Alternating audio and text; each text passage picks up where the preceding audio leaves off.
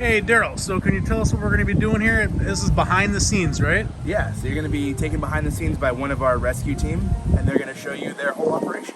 This is behind the scenes at the rescue center? Yep. All right. Well, thank you, Daryl. Yeah.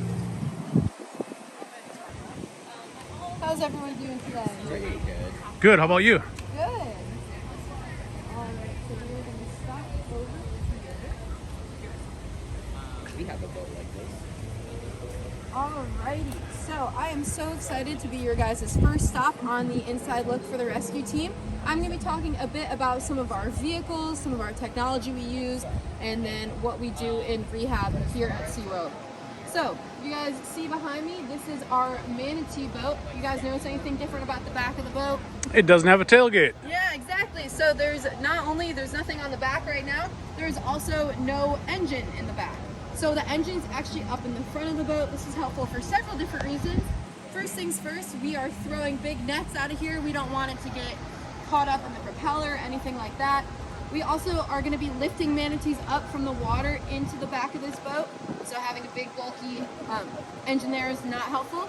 And also it gives us all of this space to work with on the deck to place this large animal, as well as have the people that help lift the animal. In the field, we're using purely manpower, so it's going to be a lot of lifting, a lot of teamwork to get this animal up into the boat.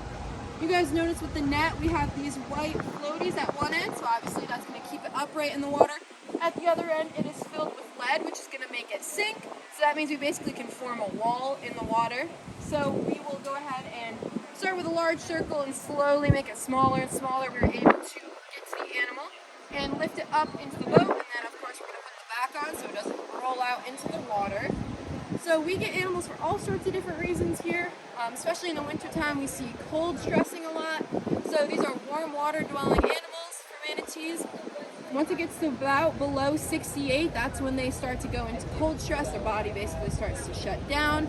We see them for other reasons as well, such as entanglements and boat strikes and other reasons like so. If you guys were to see a manatee struggling out in the wild, you would probably be in contact with Florida Fish and Wildlife. We work very closely with that organization, as well as other organizations in the state of Florida for these animals.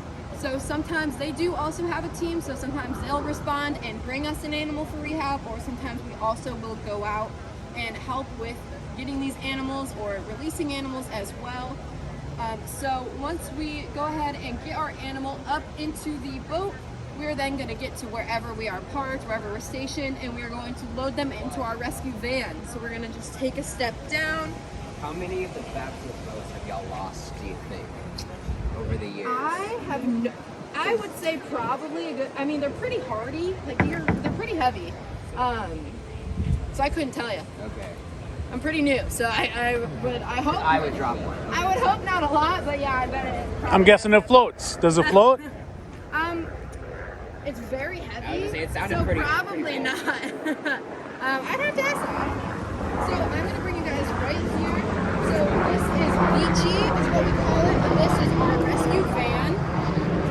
As I mentioned earlier, we use complete manpower in the field, so we are going to carry the animal in a stretcher like this to the van, and then we have a little automated lift gate, so it's going to lift it up onto the floor of the van. You guys can see we have some really thick padding all the way throughout, so this is for comfort of the animal. So we have our stretcher is really important. We are using these straps to work together to lift the animal. Once we get the animal inside, we have other tools. We have like towels, stuff back there. We also have water sprayers. They can be outside of water. They don't have to be submerged all the time, but we can use the water sprayer to help keep them, their skin moist, to make sure that they're not getting too dry or anything like that. We also have an observation chart. You guys can see that on the right-hand side.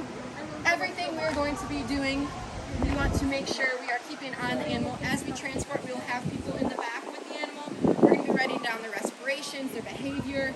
If anything were to change, we want to know that, or say they start stressing out, we want to be able to be ready to respond and know.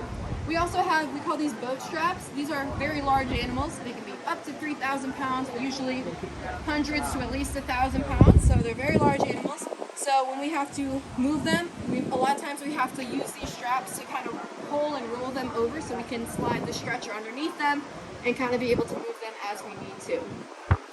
Again,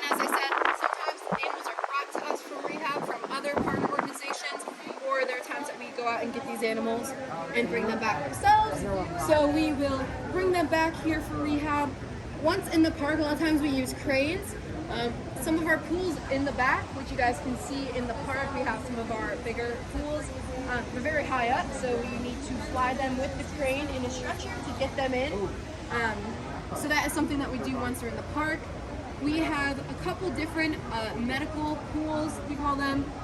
They have a false bottom floor, which means we can lift it up out of the water. This is really helpful, especially with critical care animals, because the vets can get right to them and they can do any sort of health assessments that they need, blood work, wound care, anything like that. So those are really helpful as well for us to be able to do that. So the vets are also going to do exams, they're going to do any sort of wound care, stuff like that. They're going to take blood, prescribe medications. We have a lab on site, which you guys will get to see further on in the tour. At that lab, you can do lots of different things. We can fill medications with our pharmacy. We do water quality every single day to make sure our water is within the parameters, to make sure our animals are nice and safe.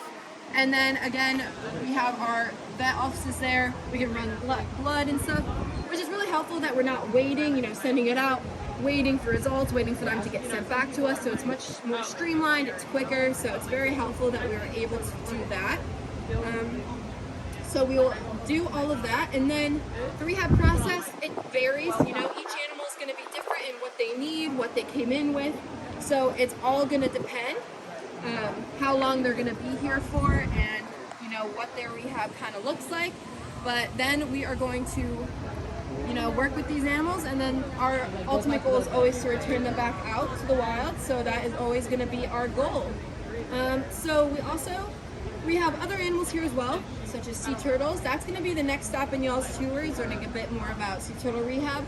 But do you guys have any questions about this portion? No, I think you did a good job. Thank you. I think you guys might be my biggest fan. Nah. So if I could just stay behind the line. But I've got turtles in all three, so if you guys want to have tank view. Oh, I didn't even see the turtle in there. Okay. Yeah. I thought it was like a little jacuzzi. Not as warm as you'd hope. So these are all Kemp's Ridley sea turtles. They're actually the smallest sea turtle in the world, and they're also the most endangered sea turtle in the world.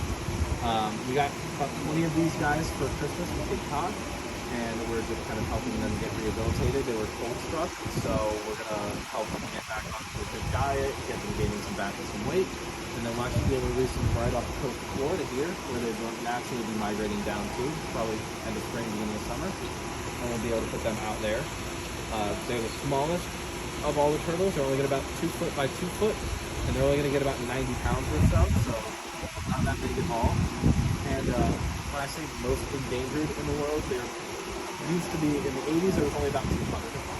Now there's about 7,000 of them, so we're getting back up there, but 7,000 compared to the 300,000 green sea turtles, not that much at all. Also, I'm sure you guys can see the one in the back with the little half moon taken out of his shell. We've got a couple of those that are like that. Those probably happened when they were really, really little. Could have been from a shark or maybe even a small boat strike or something like that. But luckily they're totally unaffected by it. There's no fixed cord or anything like that. And as they get bigger, it'll just get smaller as their shell grows. But yeah, they're totally unaffected by that. We had these guys brought down from Cape Cod. They got stuck on that Gulf Stream and they got stuck up there. So we actually have an organization called Turtles Fly Too, and they actually fly all of them down. It's a non-profit that will volunteer their time in their planes and will fly them down for us. So they had over 100 or so in Cape Cod that were stranded, and then they kind of dispersed them to different facilities and stuff like that. We only take 20, so that way, in case of an emergency and there's some others that need to come in, we're able to still accommodate some in the area. But we also want to try and help as many as we can and how endangered they are. This has our office space in here, locker rooms for ourselves, but it's also our medical building. So labs, vet clinics, anything like that. We're going to go up on the sidewalk here and tell you a little more about it.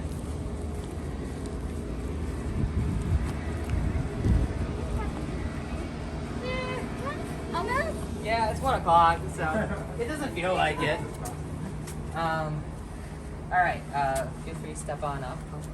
This goes all the way down. So this is our lab. So we're pretty much able to do everything that we have to do internally. So this lab will do medical tests, so blood work, urinalysis, fecal tests, anything like that. And it'll be able to do water quality too. We have an amazing water quality team that'll come to our pools a couple times a day, get water samples, and they're able to look at pH, chlorine, salt levels, any of those fancy chemicals to make sure that our animals are in the best water possible. Last year we had 6, because we did rescues up until February, and then they closed the bird rescue down. Versus, I think last year for manatees we do want the best quality care. The only thing with that is it's small. Our manatees, an adult manatee weighs 1,000 to 2,000 pounds. I'm not carrying a manatee in here. Same thing with an orca. I don't see an orca fitting in here. But that might go over well. We walk past, so that's one of our techs inside. I may have mentioned this, but we really only have 1, maybe 2 techs a day doing all of the medical and water testing that we've done. Was that for the whole park or just whole park? Whole park. So there's a water quality team that will come and collect the samples or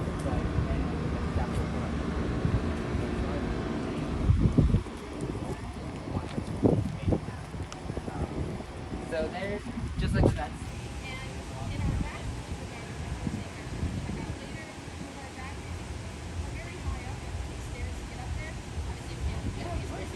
Came by and surprised me a little bit. You guys have great. Yeah, we're a non-profit. In this part is amazing. I say like I know this thing is fun.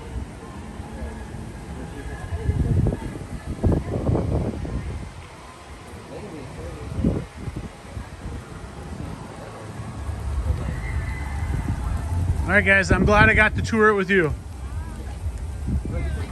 Like this, you got a 1,000-pound animal right there. That back of the boat, slide right off.